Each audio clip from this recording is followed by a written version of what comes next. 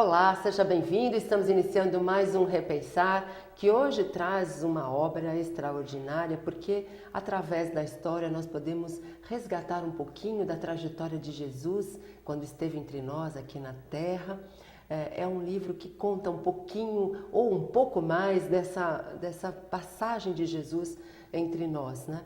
Nós temos hoje a grata alegria de receber novamente João Berbel, que nos traz o segundo volume do livro O Evangelho dos Anjos, um novo rei para uma nova terra. Bom, João, eu vou sempre dizer para você que é uma alegria tê-lo aqui conosco, que eu me sinto feliz de estar com você, João. É muita bondade do seu coração e nós também estamos com alegria muito grande de estar aqui hoje para mais esse programa junto com você. Bom, nós já falamos do primeiro livro, né, João? O Evangelho dos Anjos, que é uma série de 6 livros, então nós estamos aqui a cada programa gravando um, né, falando sobre um pedacinho dessa história, que é uma história extraordinária, porque quando fala de Jesus o coração até bate diferente, né, João? Bem diferenciado mesmo. A gente, quando preparou para fazer essa série, o Evangelho dos Anjos, né, a gente já havia escrito a dissertação do Evangelho de Mateus, o Evangelho de João, o de Marcos, e também o Ato dos Apóstolos, né? O Apocalipse, o Amangeddon e outros livros. E o nosso 100º livro foi o Evangelho de Ingrid. E nós tivemos a oportunidade de fazer também o Evangelho de Darúbio. Então isso nos deu aquela alegria muito grande e aquela satisfação achar que nós tínhamos escrevido tudo sobre o Mestre da Luz, que é o nosso Senhor Jesus Cristo. E passou os tempos aí, eu termino um trabalho, chego na minha casa, sentei na minha cama já de noite, né? E aquela luz se apresentou para mim, aquela luz com uma intensidade muito grande. Apresentou para mim e disse: João, nós vamos escrever o Evangelho dos Anjos, um novo rei para um novo tempo, para uma nova terra. E eu senti muito contragido com aquilo, eu senti aquela coisa ruim dentro de mim, né? Achava que eu não estava preparado para aquilo. Depois de 3 horas de transe ali, eu chamei o doutor Alonso. E disse ao doutor Alonso: procura um médico, um advogado, um professor, uma pessoa letrada, que possa trazer em melhores condições o Evangelho, esse livro, para que as pessoas possam ler, ter mais facilidade para ler isso aí. O doutor Alonso disse: não, João, você foi escolhido mais de 2000 anos para trazer esse livro. E nós tivemos a oportunidade de trazer o Evangelho dos Anjos. Muito bom. Então, o primeiro livro a gente conta um pouco do nascimento de Jesus, né? Como foi, como José e Maria tiveram que fugir, enfim, né, João? É bem a chegada, como os anjos abriram o caminho para Jesus chegar, Gabriel, Miguel, Ismael e Rafael, né? Os 4 anjos, né? Isso. Quanto que a espiritualidade trabalhou para preparar essa vinda do Messias, a vinda de Jesus. E aqui agora esse segundo livro, você fala um pouco da infância de Jesus, né, João? Isso, fala muito da infância de Jesus, né? Das curas de Jesus quando ele era criança. Isso, Então veja que tem um momento em que ele é criança, que tem uma mulher com febre numa carroça lá, né, que estava indo para Jerusalém, no grande templo lá, e Jesus diz que gospe, né? Mas não é saliva, era ectoplasma que estava saindo de Jesus, né? Como Jesus também fala numa passagem mais para frente, nós vamos encontrar nos livros mais novos aí, que Jesus gospe. Não é nada disso, é aquele fluido ectoplasma que coloca ali para curar as pessoas. Então, quando a gente vê as pessoas falando que a cura de Jesus pela saliva é pelo ectoplasma, é isso, João? Pelo ectoplasma. Tem aquela passagem de Jesus gospe no chão, né? Isso. E passa lá no olho do cego. Isso, Então, mas a gente vê que aquilo ali é tudo ectoplasma. É uma das manias que Jesus usava, do jeito que Jesus encontrava para curar as pessoas. E quando eu tive a oportunidade de ver aquela luz, né? Que tem aquela luz perto de mim, e aquela luz, veio aquela voz dentro daquela luz dizendo: João, você vai escrever o Evangelho dos Anjos, o novo rei para uma nova terra. Nossa, parece que desapareceu o chão. Para que você tenha ideia, foi aquele mesmo jeito que conta a história de Paulo de Tarso, foi quase igual aquela luz que apareceu para Paulo de Tarso. Eu não vi nada no meio, só vi aquela voz que veio. Eu te garanto para você que foi 3 horas ali para me recuperar daquele transe mediúnico, daquela clarividência que veio com aquela força tão grande perto de mim, olha, é coisa complicada. Eu vi tanto que a gente é imperfeito, né? E o erro nosso é achar que nós somos perfeitos, que estamos preparados para tudo. Acontece que esses espíritos por cima de nós, a luz deles são grandes. Se nós não estivermos preparados, nós realmente ficamos cegos mesmo. João, eu acho que é uma questão que muitas pessoas perguntam para nós. Não dá medo, João, quando se apresentam, como que você distingue, por exemplo, um espírito de um encarnado? Dá para fazer essa distinção, João? Ah, dá. Dá, né? E nos dá muito medo mesmo, porque quando a gente viu aquela luz ali, a gente olha para nós, para nossa imperfeição, né? A gente olha para o nosso trabalho. Você vê nosso trabalho hoje, a gente tem que fazer uma reforma moral, íntima, né? Não fazer, tentar fazer, porque a gente não é perfeito também, a gente faz muita coisa errada. Mas para um livro, para um trabalho desse, eu senti muito medo mesmo. Eu vi que eu não tinha condição, chamei o doutor Alonso. Doutor Alonso, arruma uma pessoa melhores condições que eu para poder realizar esse trabalho. E você vai ver ali que os 3 reis, quando chegam ali, viajando ali, né, que encontra com Jesus, cada um deles deu um presente para ele. Um deu essência, um deu um perfume, e outro deu uma pedra, que é a pedra de diamante. Nada é a causa. Aquela pedra que ele deu ali, que José conseguiu arrumar dinheiro para manter eles lá no Egito por 7 anos. Certo. Porque no Egito, o povo do Egito naquela época não gostava dos judeus de jeito nenhum. Eles eram completamente ao contrário um do outro. Então o serviço que tinha ali era para o pessoal egípcio, não era para o pessoal judeu. Então ele teve várias dificuldades, tanto que na história nós vamos encontrar aí, para financiar a viagem de volta de Jesus, foi o Darube da Galileia, né? Que pegou e encontrou Jesus ali, que era primo dele, e financiou a viagem dele de volta, deu dia para eles voltar para casa. Mas é uma história muito boa e que envolve muitos personagens, mas a gente vai falar isso já já, tá, João? Nós vamos a um breve intervalo e já voltamos.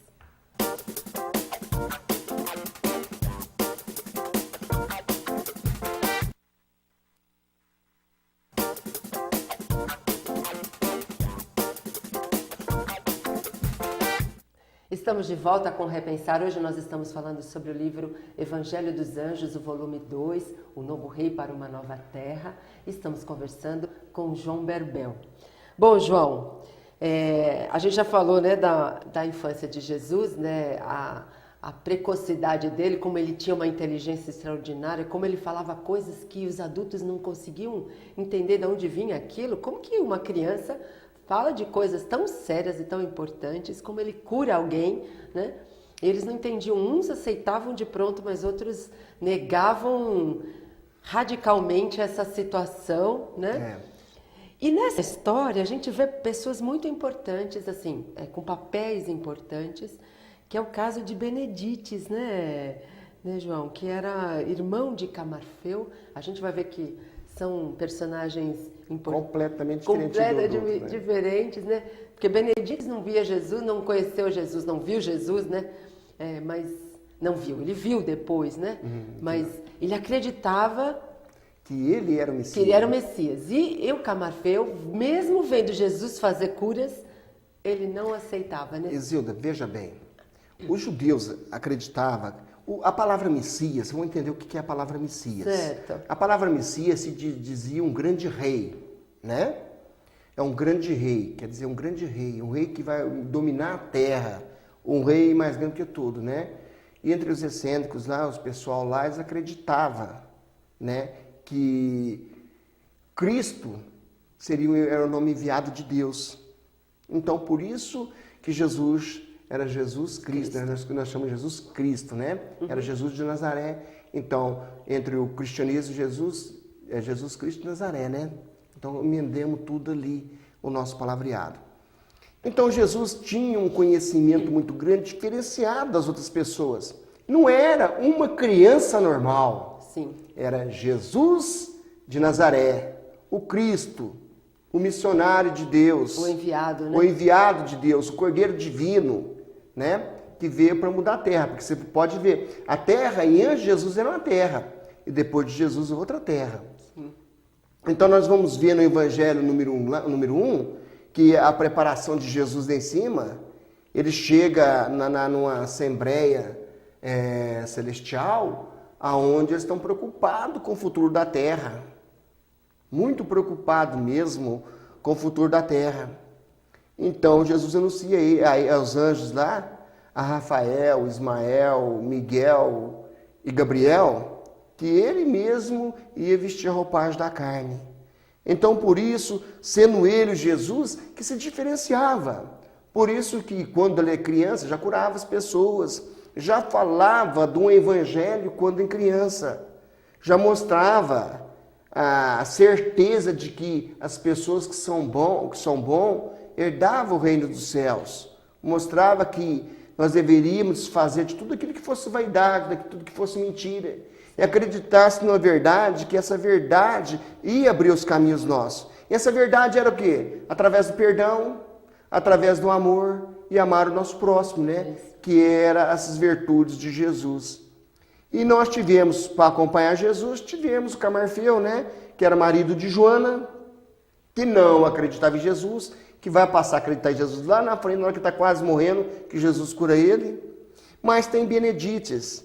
Quem foi Benedites? Aquele espírito que acreditava naquele Messias, que acreditava naquele Jesus, que acreditava que aquele era o momento. Por que ele acreditava? Porque em criança ele já tinha uma visão, né? Que quando ele estava separando ali as ovelhas de madrugada, né? O pai dele estava até dormindo ainda, e ele está ali separando as ovelhas, que tem a presença daquele espírito para ele, né? Aquele espírito iluminado que apresenta para ele. Depois eles vão embora para Damasco. Damasco eles viram um vendedor de coisas materiais, né? De roupa, essas coisas, viram um cachê viajante ali, né? E dali, numa das viagens, esse mesmo espírito aparece para ele: não, seu trabalho não é esse. Ainda nesses dias você vai ter com o pessoal que vai vir de Roma. E o pessoal vem de Roma, ele vai para Roma. E com a inteligência dele, ele muda o jeito de pensar de César. Então vale a pena lembrar que o César da época de Jesus era Augusto César, né? Que era aquele César bom. Isso. Não era um César que crucificava as pessoas, que matava as pessoas. Aquelas crucificação toda vinha da área do povo judeu. Então o sumo sacerdote colocava ali, e Pilatos, que era o governador da época, que tratava da execução. Também nós vamos ver que a última execução de Pilatos foi a crucificação de Jesus. Porque o próprio Pilatos vai falar lá na frente, que vocês vão ver, que vai falar: eu lavo as minhas mãos para tirar a vida de inocente. Que essa maldição não caia sobre mim, caia sobre vós. E depois de 7 anos, Pilatos é chamado em Roma, e aonde ele pega e suicida, que passa uma vergonha na frente das tropas, porque ele, na época de Augusto César, ele era uma pessoa que conquistou o espaço dele nas batalhas, tudo. Ele era um homem muito visto pelos olhos de César. Depois Augusto César desencarna, né? A raça cesariana conhece, e aí assume quem que assume? Assume o Tibérios, né? Que foi o César.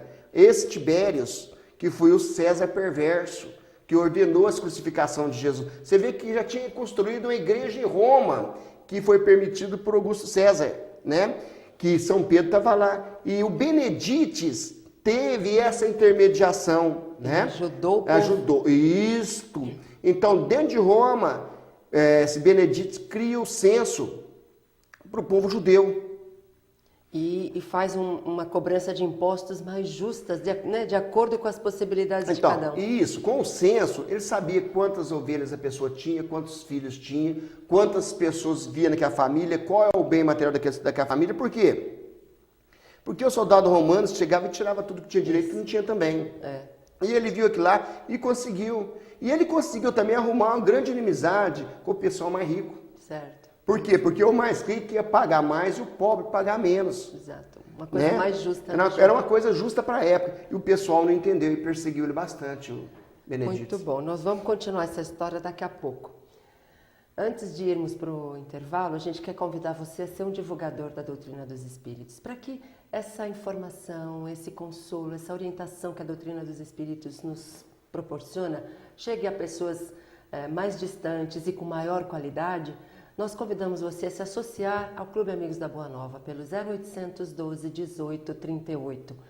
Colabore e faça com que o nosso mundo se transforme mais rapidamente num mundo melhor. Nós vamos a um breve intervalo e já voltamos.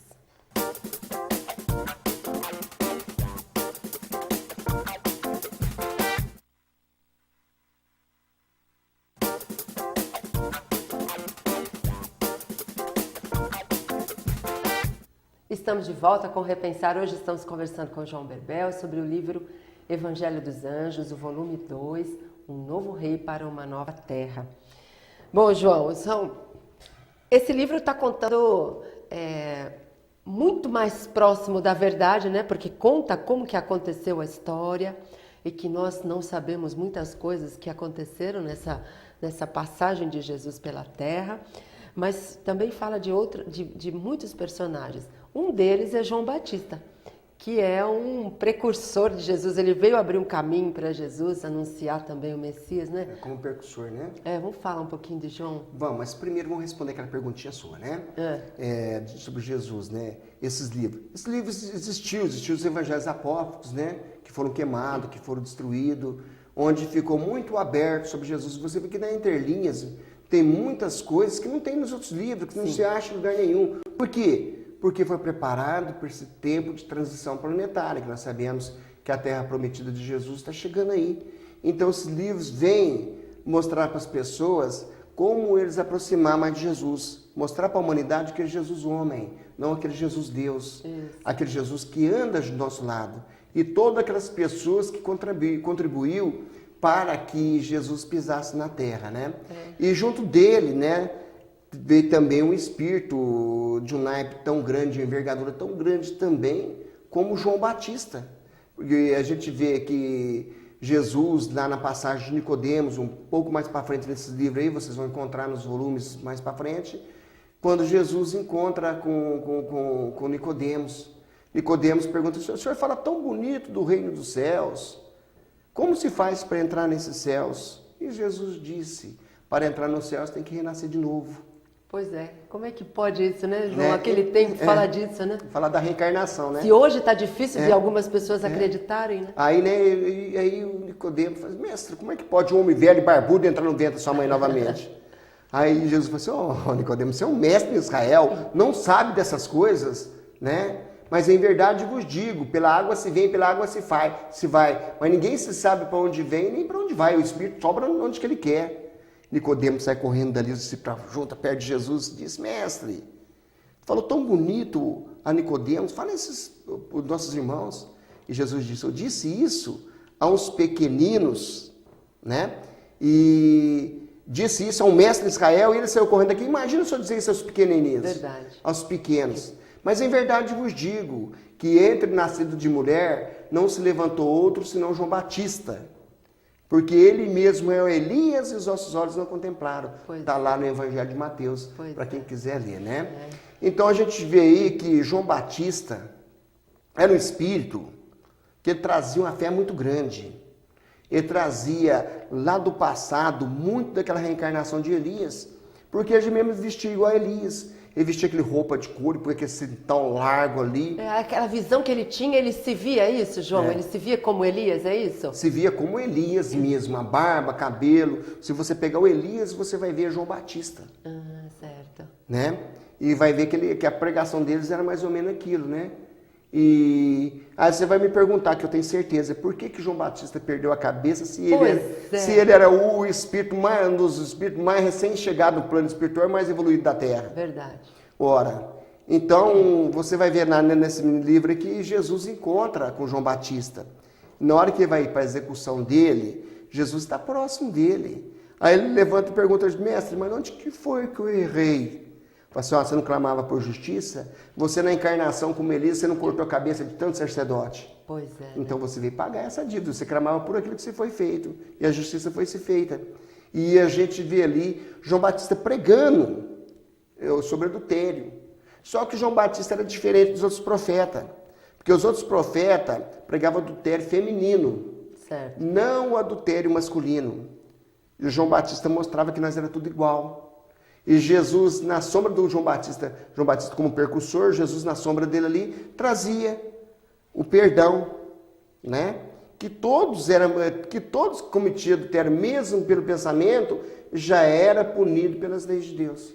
Então, eu acho que essa história, né, essa trajetória de Jesus que você está contando para nós através desses livros, vem mostrar que nós hoje, né, João, num tempo em que nós temos maior informação, a gente tem muito mais acesso a tudo, né, as facilidades do viver, do conviver, a gente pode fazer pelo nosso planeta e por nós mesmos muito mais do que esses espíritos que lá numa época tão de dificuldade conseguiram fazer, né João? Veja bem, são espíritos iluminados, né? São espíritos já que vinham de uma evolução muito grande, diferente de nós, né? Mas nós podemos aprender com eles, João. Nós estamos nessa transição louca aí, pode dizer louca, porque estamos aí vendo tantas coisas acontecendo tão rapidamente, nós não estamos acompanhando. Sim. Né? Então nós vemos aí o progresso da Terra na área científica, na área da ciência. Então a gente vê muitas coisas acontecendo. E se você pegar, quando você era uma criancinha, uma menina, você nunca imaginava que existia um celular. Pois é. Né? Verdade. Então hoje está aí nas nossas mãos. Naquela época não, já era difícil de se acreditar em alguma coisa. Agora você imagina lá na época de Jesus, que o povo via por olho, dente por dente, né? Que se você roubasse alguma coisa, cortava a sua mão. Mas eu ainda entendo, João, que hoje a gente tem condição de trabalhar em nosso favor por um mundo melhor, né? A gente tem mais facilidade do que eles tiveram, apesar deles serem espíritos mais evoluídos, mas nós estamos caminhando nessa direção, não é mesmo? Estamos caminhando muito e rapidamente. Por isso que eu te digo para você, às vezes é difícil acompanhar o progresso, mas nós estamos evoluindo, né? Então a gente vê, por exemplo, num simples papelzinho de bala, simples plásticozinho, jogar no lixo, não jogar no chão. Então isso tudo, essa educação material, automaticamente vai ter na educação espiritual. Na medida que nós vamos tendo uma educação espiritual, vamos deixando de ser espíritos preguiçosos. Você sabe o que é espírito preguiçoso? Não, João. E eu vou te explicar. Espírito preguiçoso é aquela pessoa que trabalha constantemente na área material. Não investe no espírito. Ele trabalha tanto que chega a gastar a sua saúde para ganhar dinheiro. Depois gasta todo o seu dinheiro para conquistar a sua saúde, não é verdade? Muito bom, João. Ele vive sem saber que tem que morrer, morre sem saber viver. Essa frase do Buda, né? Desse último Buda aí, do Dalai Lama, né? Dalai Lama. Que muito fala sobre isso aí, que conhecimento muito grande, muito fala sobre isso aí. Muito bom. Então, a gente vê que realmente nós estamos enquadrados nisso aí. Agora, o espírito trabalhador que não perde tempo, aproveita a oportunidade, até mesmo para dar a mão para atravessar uma pessoa da rua. Tá certo. Até mesmo para ajudar alguém necessitado. Na medida que nós investimos nessas pequenas coisas, que nós vamos engrandecendo a nossa alma. Bom, João, nós agradecemos muito a sua presença aqui, mais um programa muito bom. Muito obrigada, João. É nós que agradecemos, do fundo do nosso coração, dizendo: filhos de Deus, que a luz de Jesus ilumine a todos. Muito bom. Se você quiser nos enviar alguma sugestão, escreva para a gente. repensar@redemundomaior.com.br. Nós nos encontramos no próximo programa. Até lá.